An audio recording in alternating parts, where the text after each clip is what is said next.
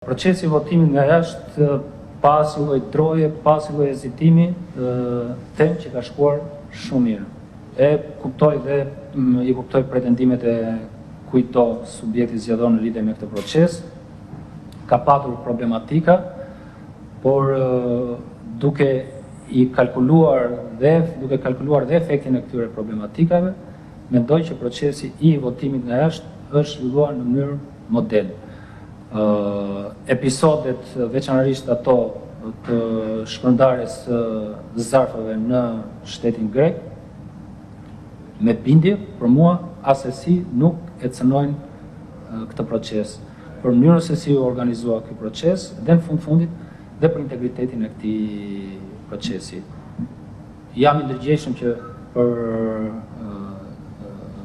opozitën kjo gjë nuk qëndron kështu, por unë jam i bindur për këtë gjë.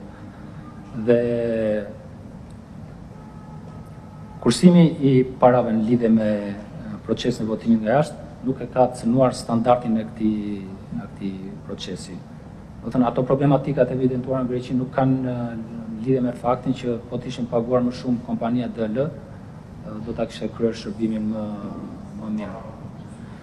Nëse nuk gaboj, janë tek rreth 1.5-2 milion euro të kursyer. Vetëm për